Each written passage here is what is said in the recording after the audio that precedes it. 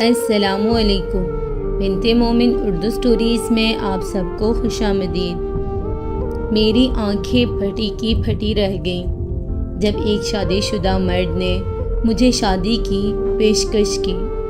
حیرانگی اس بات کی کہ 1 سال پہلے ہی اس کی پسند کی شادی ہوئی تھی۔ میں اس بات پر دنگ رہ گئی کیونکہ میرا خیال تھا کہ جو لوگ پسند کی شادی کرتے ہیں وہ دوسرے لوگوں کی جانب دیکھتے بھی نہیں ہوں گے، لیکن شاید وہ سب صرف میرے ایک بھرم تھا۔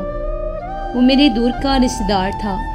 1 سال پہلے اس کے کزن کے ساتھ پسند کی شادی ہوئی تھی۔ میں نے اپنی زندگی میں پہلی دفعہ اسے اس کی شادی پر ہی دیکھا تھا۔ دوسری بار تب جب ہم نے ان کی شادی کے بعد انہیں گھر پر کھانے کی دعوت دی۔ میں حیران تھی کہ ساجد نے میرا نمبر کیسے حاصل کر لیا۔ میری اس سے آج تک کبھی سامنے سے بات تک نہیں ہوئی تھی۔ اس نے مجھ سے کہا کہ وہ مجھے بے حد پسند کرتا ہے۔ ساجد نے کہا کہ وہ اپنی بیوی کے ساتھ بالکل بھی خوش نہیں۔ جیسا میں نے سوچا تھا وہ بالکل بھی ویسی نہیں ہے۔ مجھے تم جیسی بیوی چاہیے۔ میں اس کی ان باتوں کا بھلا کیسے یقین کرتی؟ دوسری شادی کرنا غلط بات نہیں، لیکن محبت کے دعوے کرنے کے بعد اس محبت کی یوں توہین کرنا مجھے پسند نہیں۔ کم از کم انسان کی سچے جذبات کی قدر و عزت کرنی چاہیے تھی۔ میں نے ساجد سے کہا کہ محبت غیر مشروط ہوتی ہے اور وہ لوگ بے وقوف ہوتے ہیں جو پیار کے بدلے پیار چاہتے ہیں۔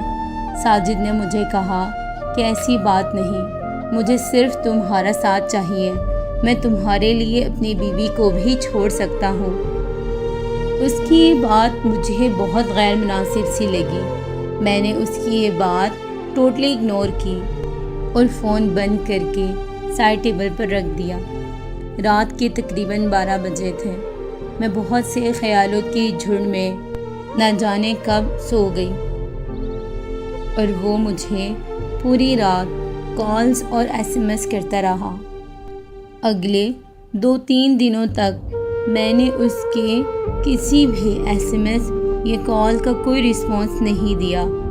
آخر میں جب تنگ آ گئی میں نے کہا، ساجد خدا کے لیے مجھے بخش دو، چھوڑ دو میرا پیچھا۔ مجھے تم سے شادی نہیں کرنی۔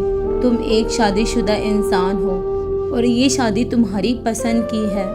میں کسی کی خوشیوں کی قاتل نہیں بننا چاہتی، اور اوپر سے یہ شادی تمہاری پسند کی ہے۔ لوگ مجھے ہی غلط کہیں گے، تمہیں نہیں، کیونکہ تم ایک مرد ذات ہو۔ ساجد نے جو بات مجھ سے کہی اس نے مجھے مزید ایک نئی حیرت میں ڈال دیا جب اس نے مجھ سے کہا کہ جن لوگوں کے پاس زندگی کی ضرورت کی تمام چیزیں موجود ہو ان کے لیے بڑی بڑی چیزیں اہمیت نہیں رکھتی، اس لیے ایسے لوگوں کے لیے بعض اوقات انتہائی چھوٹی سی چیز بھی بہت اہم بن جاتی ہے۔ وہ ان چھوٹی چھوٹی چیزوں میں ہی انسان کی قدر و اہمیت کا اندازہ لگا لیتے ہیں، جیسے کسی کو ایک پھول دے دینا، پھر کسی کی پسند کی چائے بنا دینا۔ جب میں تمہارے گھر آیا تھا تب تم نے میرے لیے بہت اچھی چائے بنائی تھی۔ مجھے ایسی ہی محبت اور قدر کرنے والی بیوی چاہیے جو میرے گھر آنے پر خوش ہو، میرے مزاج کے مطابق، میری طبیعت کے مطابق میرے لیے کھانے پینے اور ہر چیز کا بندوبست کرے، میری ہر چیز کا خیال رکھے۔ اور تم میں نے وہ سب دیکھا ہے جو میں نے اپنی بیوی میں نہیں دیکھا۔ میری بیوی بالکل بھی ایسی نہیں۔ اس کی محبت صرف لفظوں تک ہی محدود ہے۔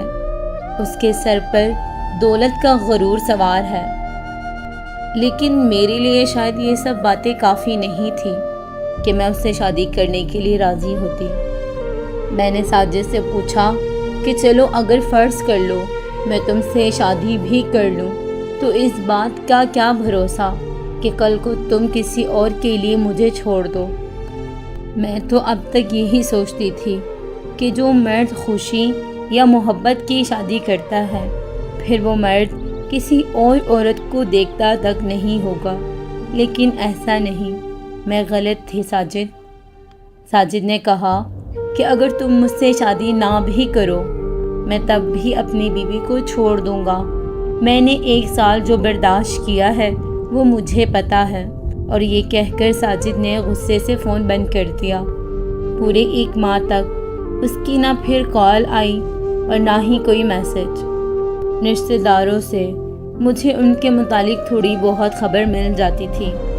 پھر سننے میں آیا کہ ساجد نے اپنی بیوی کو طلاق دے دی ہے۔ کچھ عرصے بعد ہی ساجد نے دوسری شادی کر لی۔ آج میں سوچتی ہوں کہ میرا اس کی پیشکش کو ٹھکرانا ٹھیک تھا بھی کہ نہیں۔ وہ آج اپنی زندگی میں بہت خوش ہے، حالانکہ اس کی دوسری شادی اس کی پسند کی نہیں بلکہ اس کے والدین کی پسند کی ہے۔ میں آج بھی وہیں بیٹھی ہوں اور ساجد اپنی زندگی میں بہت آگے بڑھ چکا ہے۔